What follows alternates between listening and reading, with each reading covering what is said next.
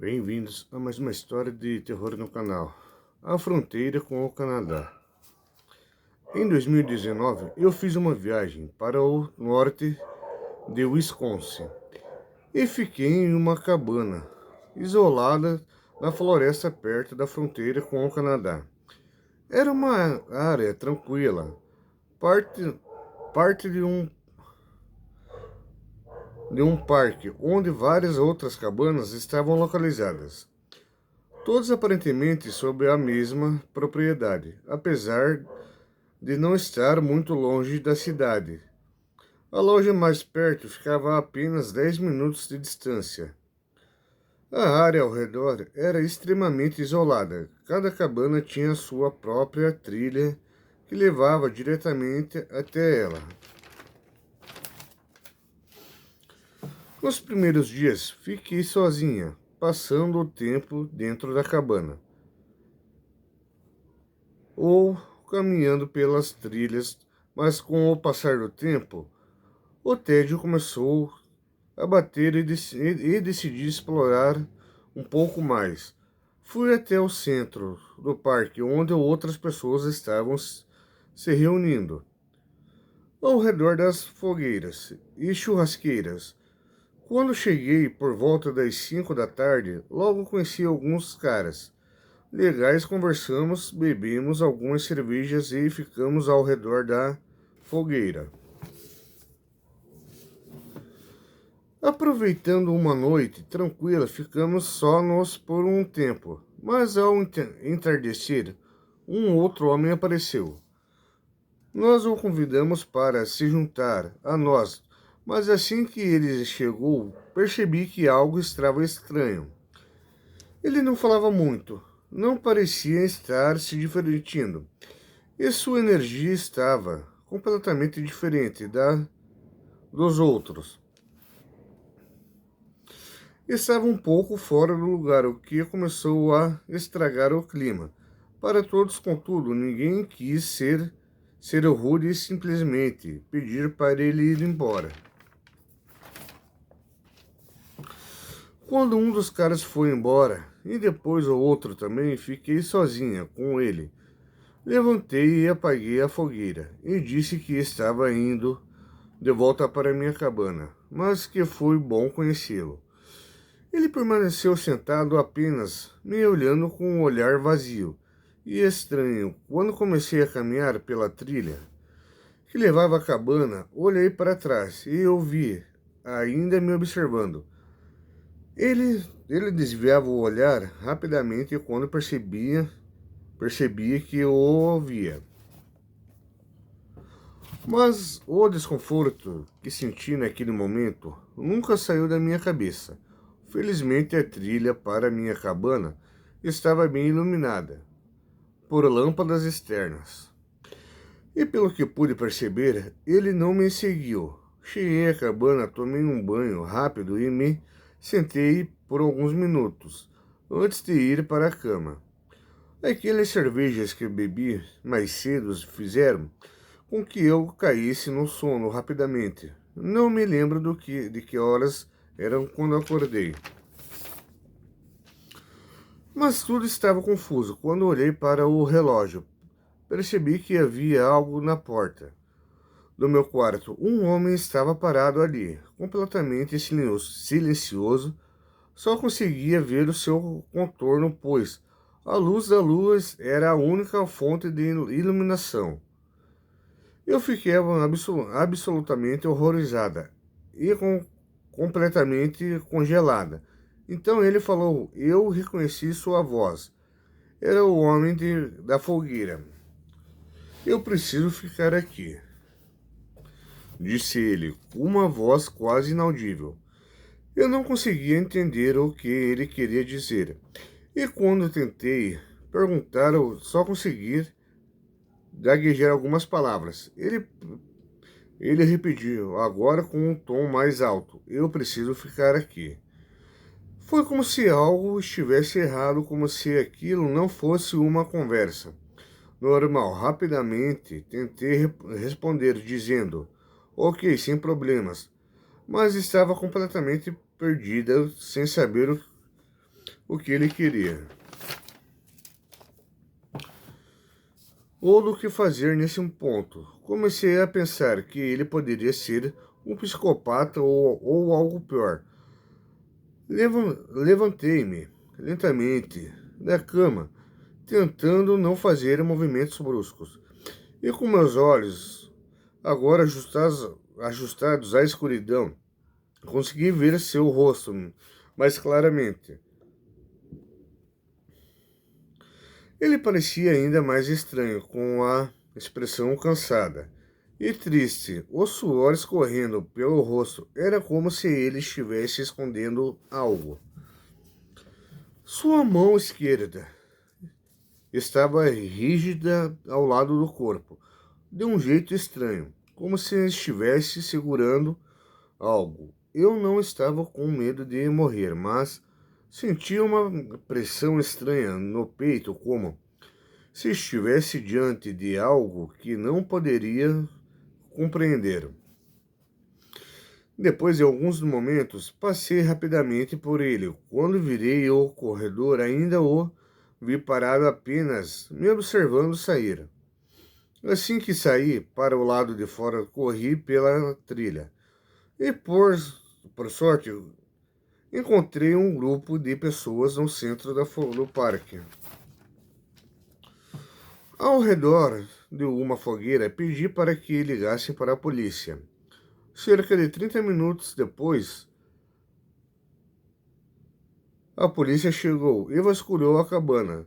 Encontraram um homem ainda parado no corredor, exatamente da mesma maneira, com uma faca na mão esquerda. Ele foi levado para a delegacia, interrogado, mas suas respostas eram confusas e sem sentido.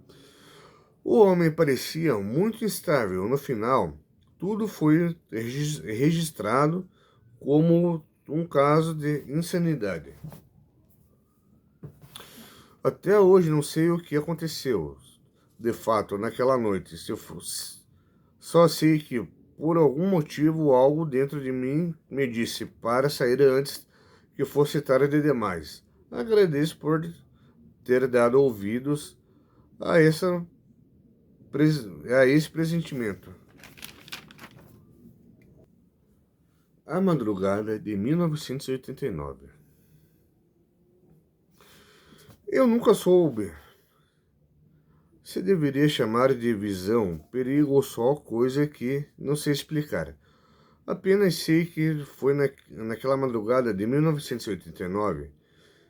Eu fazia vigilância num terreno de carretas no interior de Tocantins, cercado de tela alta e portão pesado com filas de caminhões estacionados como bichos grandes dormindo. A rotina era simples: ronda de lanterna, conferência de lacres e controle da entrada pelo caderno da guarita. O calor do dia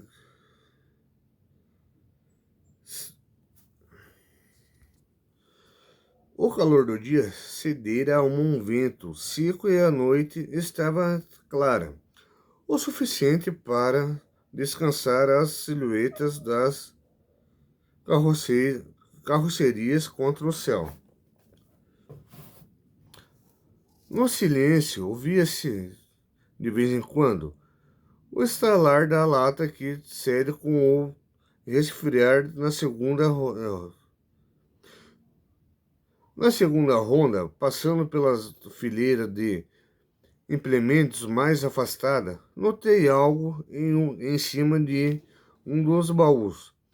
Dois vultos moviam-se por um instante, pareciam recortados pela luz fraca do poste. Próximo encostei os pés no cascalho com cuidado e apontei a lanterna. A luz revelou duas figuras magras, muito velhas, sentadas ao lado na borda da carroceria. Vestiam roupas escuras e compridas, tecido que balançavam pouco com o vento. O que mais me travou foi o branco. Os olhos brilhavam opacos, fundos como vidro, leitoso, refletindo sem vida. As duas se inclinavam, vasculhando algo na superfície metálica. Moviam-se as mãos devagar, dedos ossudos abrindo e fechando, como quem procura objeto pequeno ou vestígio. O som era mínimo, um arranhar de unha na chapa e um sopro de palavras incompletas que não cheguei a entender. Chegaram a se virar na minha direção, não juntas, mas como uma reagisse à outra. E naquele giro fino de pescoço, ouvi os olhos de leite que pareciam.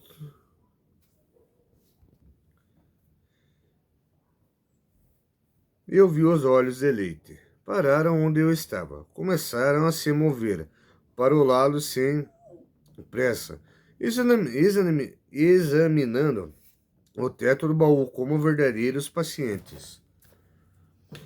Uma voz seca como galho atravessou o ar noturno. Não entendi a frase inteira, apenas o nome, dito com intenção, Paulo.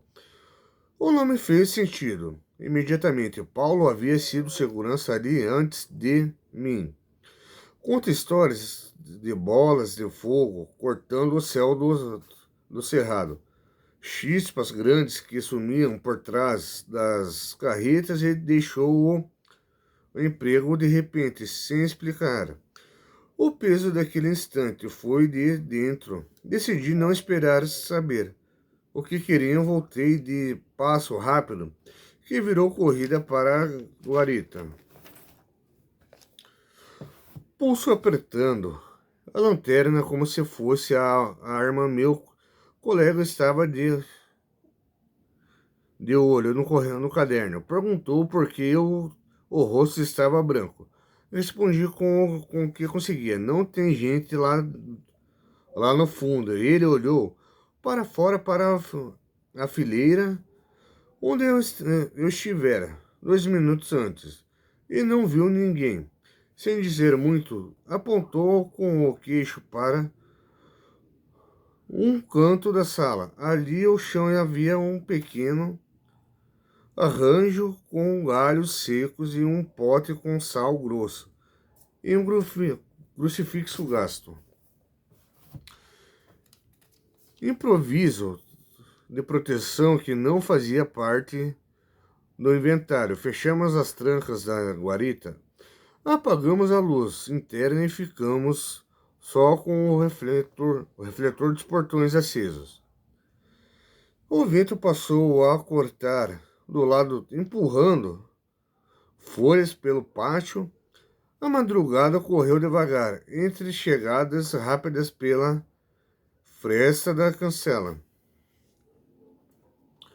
E o som metálico que volta a cada certo tempo, como lata sendo tocada por algo leve. Nenhum dos sensores de grade disparou ainda. Assim, a sensação de que havia peso caminhando sobre baús e sobre os fios dos postes não saiu até o sol diluir o azul da madrugada.